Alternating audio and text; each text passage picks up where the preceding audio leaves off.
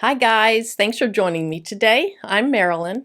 On this video, I'm going to show you how I made this cute canvas sign. I engraved it with my Glowforge, the wording, and then I added some heat transfer vinyl and some adhesive vinyl to it.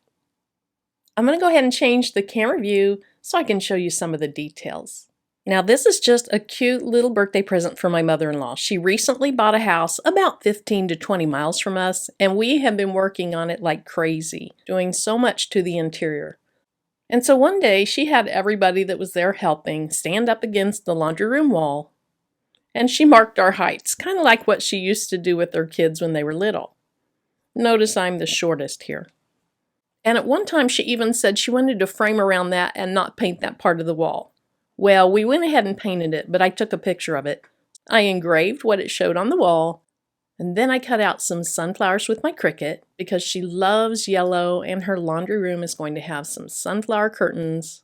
And the canvas board just needed a little pop anyway. To find the settings that I wanted to use, I did a little experiment. On this little canvas board, I engraved 3 times. Once at a speed of 1,000 and a power of 40. And if you can see that, it's up here. It's very light. Then I did a speed of 1,000, power of 60, and then lastly a speed of 1,000 with a power of 80. And I thought that one turned out just great. So that's what I used on my project. You could always play around with those settings, maybe slow it down a little bit and not have so much power. But since that one worked well, I just went with it. Before I change the view of the camera to the computer, I want to show you one thing that I think is just a must if you're going to do laser engraving. And that's a set of digital calipers. These were really inexpensive, somewhere around $10 or $12 on Amazon. I think I'll show you later in the video how to use those, but in case you don't watch that far, I do want you to know that a pair of digital calipers is really important, at least in my opinion. Alright, so let's get on with the video. Okay, so let's go ahead and dismiss the last cut. I'll go to Dashboard. I'm going to say Create, Upload from File, and then I named it Judy Wall. Her name's Judy, and this is what was on the wall. Okay, I left the lid open, so I'm going to run down and put my canvas board inside so that we can make sure and get the right size here. Okay, now I can see where to place my design. And that looks pretty much centered. I need to go back to Unknown, say Use Uncertified Materials. I'm going to go ahead and stay with my 0.11. Then in Settings, I'll make sure to let Glowforge know I'm engraving. Then I go down to Manual. I want a speed of 1,000. And then since 80 was the best power, that's what I'll use. So let's tell Glowforge to print, and we'll see how long this will take.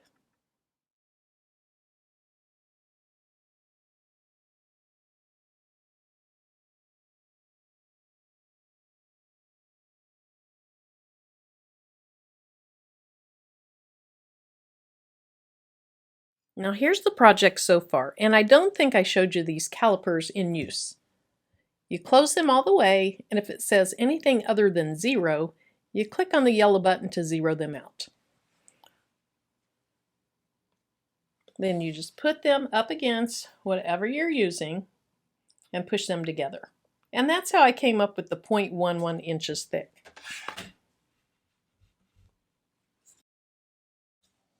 Now so far the engraved looks pretty good, but this is really blank, so I'm going to have to add something in here. I'm going to cut out some daisies with my Cricut, and I'll heat press those right on top of the canvas. Alright, here's where the project gets a little bit scary. I have the centers of some sunflowers. That's a glitter HTV. And then I have the petals. This is a yellow HTV.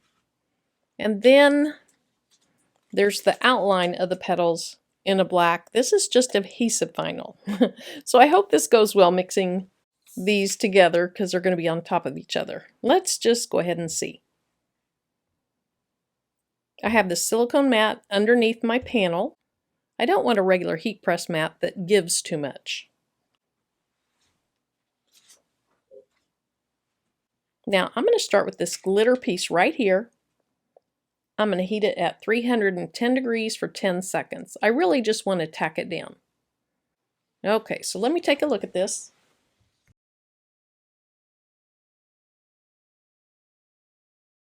All right, I want to take the HTV right up to the corner.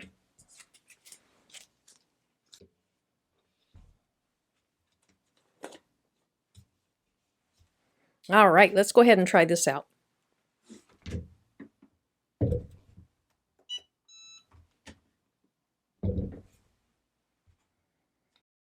Now this glitter HTV is a hot peel, and I really just want to get it tacked down. I'm going to press it so many more times that I'm not concerned about it being extremely adhered. Okay, so far so good. Now I think I want to do the adhesive next because this paper is sticky. It's just contact paper, and I don't want to place the sticky paper on top of this HTV. Notice I've cut around the adhesive vinyl so I don't have all the sticky paper under it.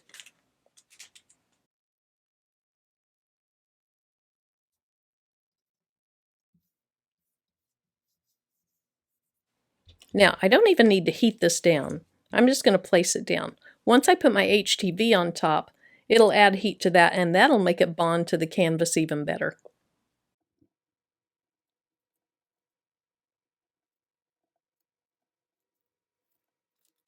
All right, let me get this flattened out.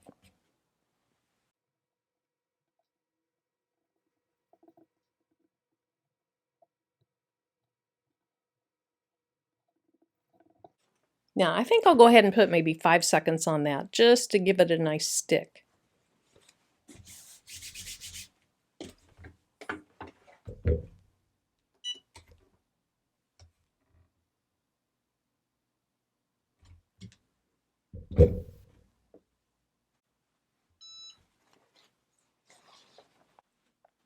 All right, I'm going to go ahead and move to the other side because I need to turn the heat on my heat press down before I press the yellow.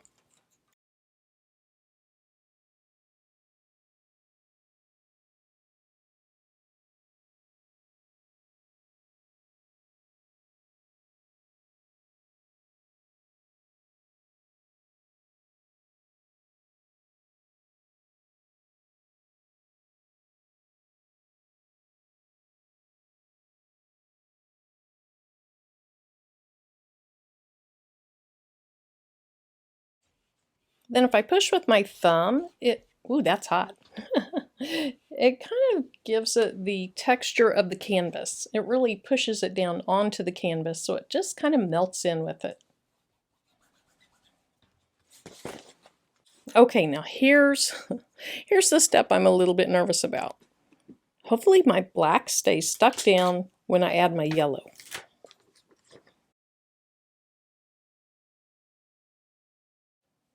Now what's interesting is they meet up pretty well till here, and then I start getting some white. So I'm going to go ahead and slice that one off so I can adjust those separately from this.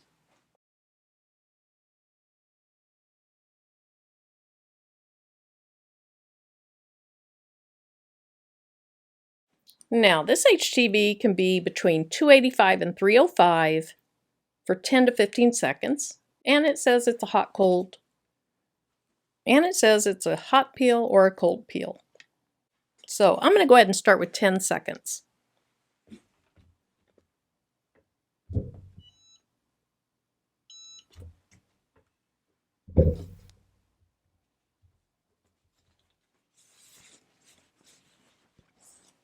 All right, let's see if that stayed down.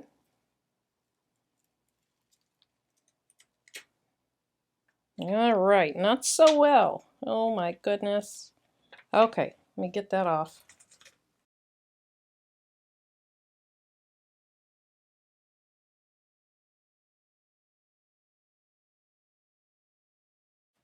Well, let's see what we get over here.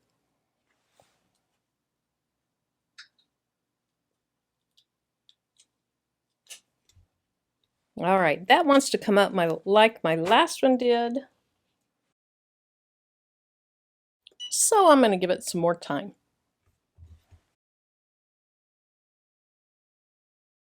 And then I think for now I'll go ahead and move over here, and then I'll just wait till that cools off some.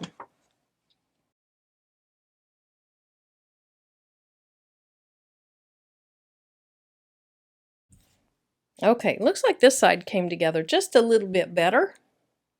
So let's go ahead and press that. I think I'll go ahead and stay with about 15 seconds instead of 10, so when my timer goes off, I'll keep pressing for just a little bit longer.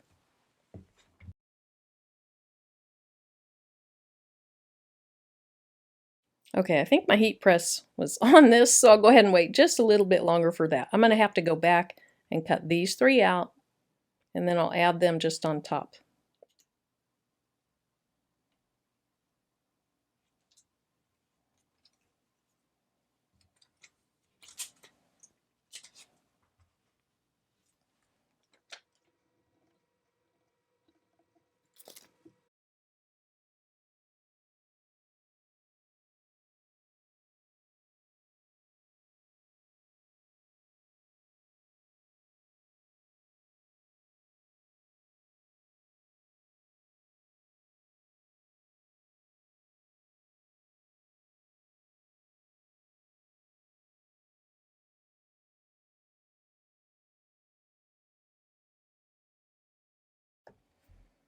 Okay, so I think this is all I have left.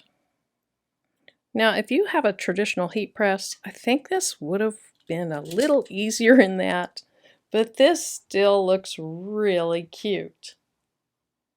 You know, it's not quite perfect. I have this stray mark here, and that's not perfect, but this is from the heart, and she's going to love it. Thanks so much for joining me. Until the next video. Bye-bye.